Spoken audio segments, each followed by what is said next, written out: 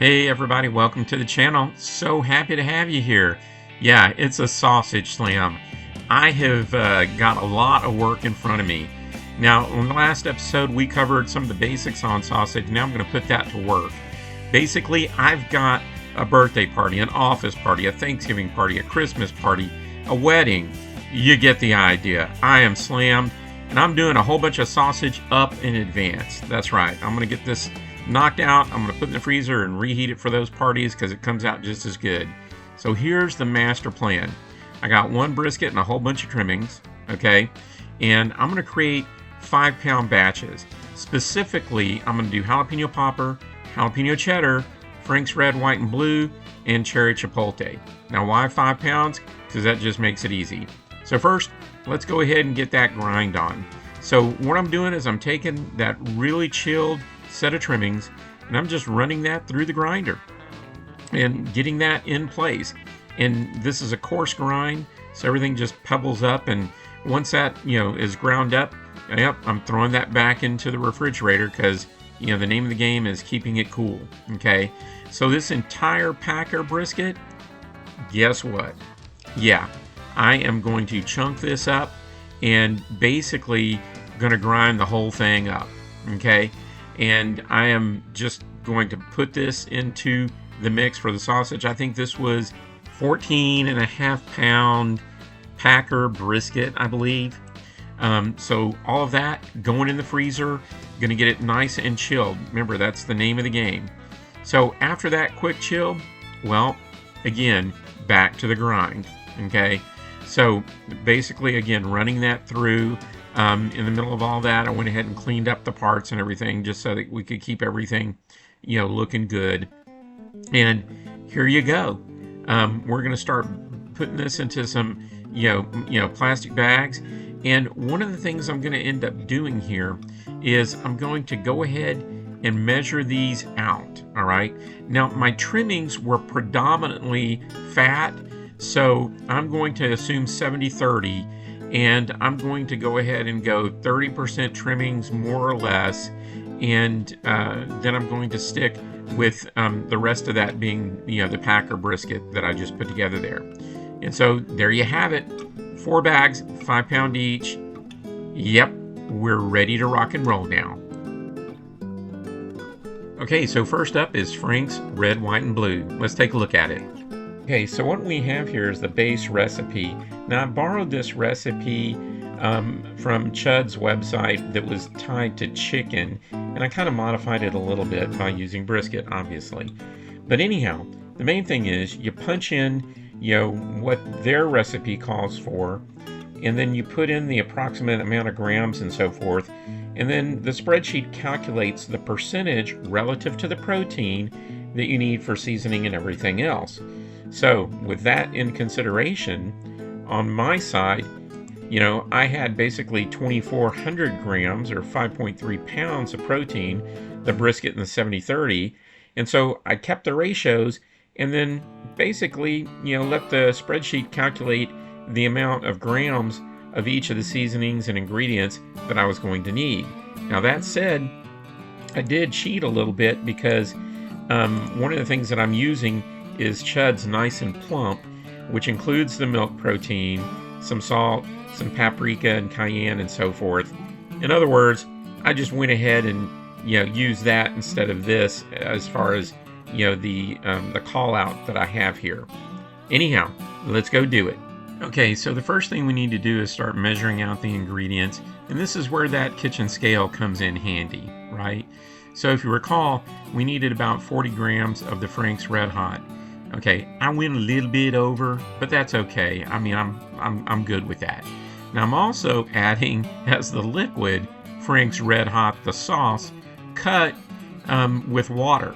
Okay, and so that being the case, I'm ready to get this thing going. I'm putting in the Nice and Plump. I'm mixing in the Frank's seasonings that I've already measured and the cayenne that I've already measured, and I'm putting in the Cure. Okay. Cure number 1, the pink salt. I'm starting to mix this up, and then I'm realizing, you know what? Yeah, we got to have a bigger bowl to do this right. Okay, should have thought about that earlier.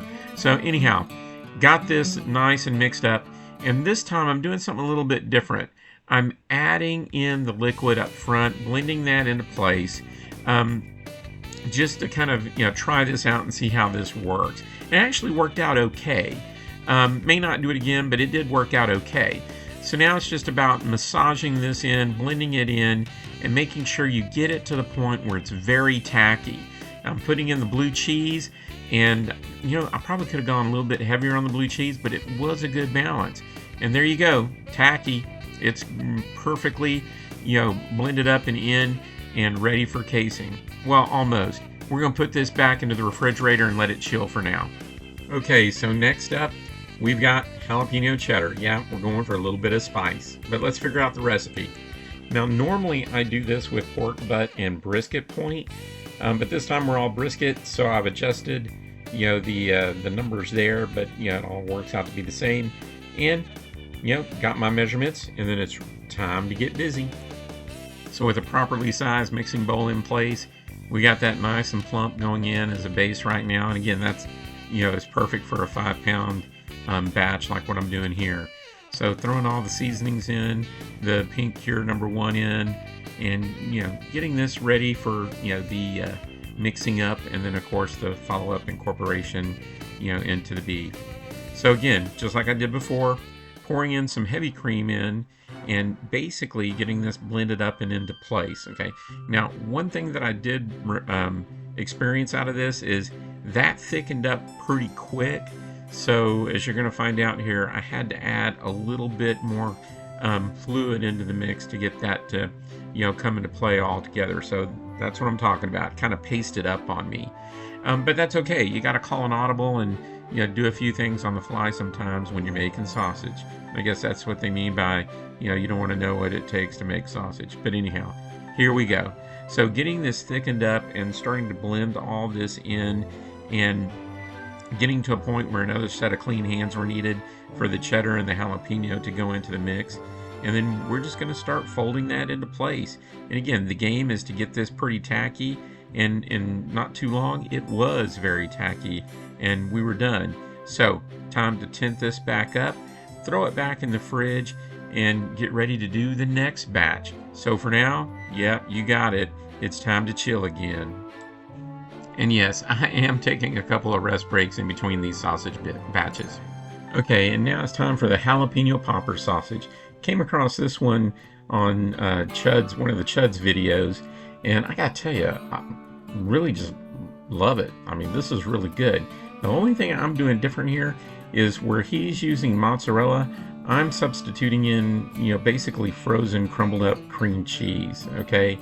And I may be adding a little bit more bacon than him, and that's just because I'm a big fan of the bacon. But I gotta tell you, this one comes out good. Okay, so once again, all we gotta do is mix it all up. That's the name of the game. So dumping the spices into place, getting the nice and plump going, massaging all this around, getting the sausage very tacky. That's the name of the game. And it comes together pretty quick in no time. So actually, this is not that difficult. It's just a matter of, just doing the work. That's really all there is to it. Okay, so next I decided to get creative and come up with my own recipe. And I'd had this cherry chipotle from Kinder's that was just smelling really, really good. And in talking it over with the wife and everything, we decided, what would match well with that is some fennel seed and, maybe some minced dried onion. So that being the case, I went ahead and based this off of the Frank's Red Wine Blue, but instead of Frank's, powder, I went with cherry chipotle seasoning. And then I started, just kind of coming up with a balance that I, thought would work well. Anyhow, this was that balance. Now, I'm not going to show you me mixing this up and all that. You've already kind of seen enough of that. But I just wanted to share with you how straightforward this is to start kind of crafting your own ratios in order to, experiment and come up with something that, could be good. So there you go. Time to chill. Now that I have my own little sausage stuffing machine here, it's pretty straightforward. I've just got to slide the casing onto the horn, basically load up that 5-pound hopper with, all the sausage mixture that was just made. Pop that into place, and then we just start, ratcheting it down and pushing it out. Pretty straightforward. Tying the end of that casing and then basically going to snip that off, and before too long we're making links. Again, twist away, twist to you, twist away, twist to you. Repeat over and over and over. Now, it gets a little monotonous, sure, but the nice thing is with the right equipment, it goes fairly quickly and fairly easily. And I was actually pretty happy that I was able to make this run as smooth as I could. Before too long I had all that sitting in the refrigerator overnight so the casings would firm up. Okay, so with all that hard work behind us, the easy part, it's just time to smoke them up. Now, in this point, I'm still comparing how well the Moberg is doing with the dual fire. So I'm actually smoking on both the dual fire and the offset this go round. And it's a little tricky keeping the fire, at the right temperature because I'm the human PID on the Moberg. But you know what? They weren't, they came out pretty good. They were done fairly quick because it was running a fair amount hotter. And as you saw there, I just dunked them into the ice bath and then got my next batch ready and then popped it into place, right? And I kept them on those little wire racks just to make it easy to move things around. And not too long later, the sausages had cooled down to about 100 degrees internal, and it was time to take them out of the ice bath and, load them up and get them into the fridge. Now, that being said, I had a lot of sausages going on. I calculated later that I had made over 85 links in total, okay? And so I'm just rotating these in and out, in and out. And as you can see, they're just smoking up pretty well, looking pretty good. And I'm using the smoke box on the dual fire to get that, smoke occurring at roughly around 140 to 150 degrees. So it's looking pretty good. But then it hit me. Oh crap. Which one of these is which? I completely lost track of what I was cooking. So anyhow, yeah, I had to go figure that out, and it was a little tricky. So yeah, I thought I had it all planned out and was executing with military precision, but not exactly. So time to do some sorting. Now in this case, it was pretty straightforward to sort the Moberg from the dual fire because I had all of the Moberg ones on their own little wire racks. So that was pretty straightforward. I just then had to figure out which rack was what, okay? And I felt like I had a pretty good idea, and using my handy-dandy, flashlight, I was able to get a good idea of which ones at least had jalapeno in them, okay? But the dual fire was a little different because, well, I had mixed everything up on those racks, and when they went into the ice bath, that's when things just got a little sloppy on my part, okay? So here I am going through all the dual fire ones almost one by one and then sorting them into their food saver bags. And at that point I said, okay, here's my best guess. This is what I think the lineup is. What I think I have on the dual fire, what I think I have on the Moberg, and so forth. And I zipped them all up, and well, there you go. You can see for yourself, this is not an easy process.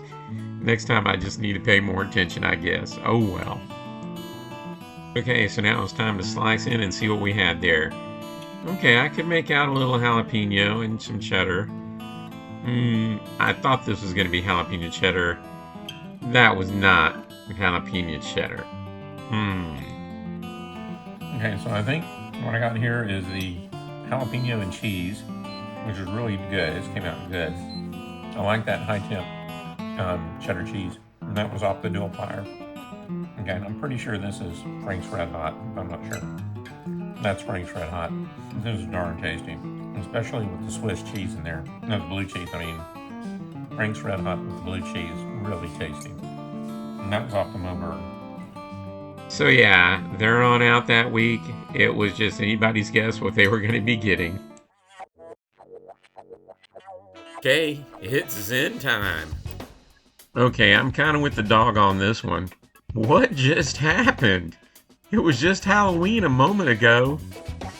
You know, there's times when the wife just gets that Christmas fever and there's no holding her back.